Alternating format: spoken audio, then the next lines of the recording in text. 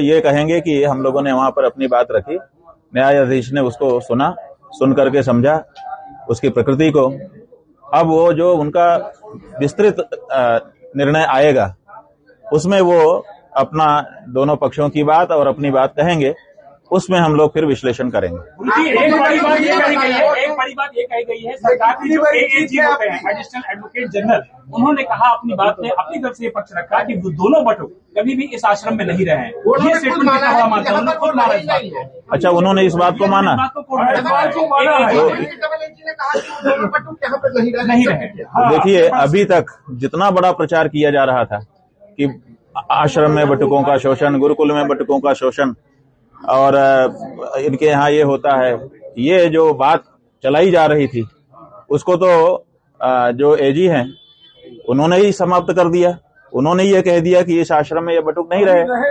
हम लोग पहले से कह रहे थे कि हमारे यहाँ वो नहीं रहे, आज वो बात जनता के सामने साफ साफ प्रमाणित हो गई। तो ऐसी परिस्थिति में जो कहानी बनाई गई थी वो तो पूरी तरह से ध्वस्त हो गई। ये भी कहा गया वो तो बच्चे वो हरदोई में संस्थागत छात्र रहे हैं और परीक्षा दे रहे हैं। अभी गुरुजी कोर्ट ने ये भी कहा जुबिनल में क्यों नहीं है वो जो आरोपी है कस्टडी में।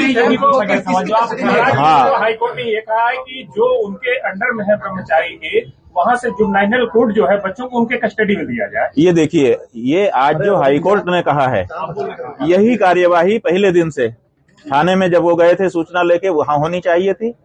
जब वो एसपी और उससे ऊपर के रैंक के अधिकारियों को ईमेल आदि कर रहे थे तो वहां से ये डायरेक्शन आना चाहिए था कि पहले बच्चे को जुवेनाइल में भेजो, मेडिकल कराओ आदि आदि।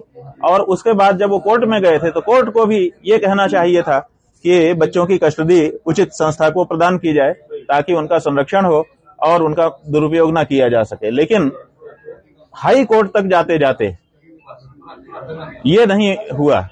जो कोर्ट ने आज निर्णय किया है उसमें ये बात आई है कि अगर ऐसा कोई अपराध हुआ है तो उसका जो प्रोसीजर है उसको ठीक से करना चाहिए। जो प्रथम दृष्टया आप सब लोगों के माध्यम से हमको जानकारी दी जा रही है उसके आधार पर हम ये बात कह रहे हैं कि आज कम से कम उन बच्चों को सही कस्टडी देने की बात कही गई। इसके पहले तो कस्टडी की बात ही नहीं थी। इसके पहले तो केवल हवाई एक किला बना दिया गया था और शंकराचार्य जैसी संस्था को बदनाम करने के लिए तरह तरह की कहानियां गढ़ दी गई थी।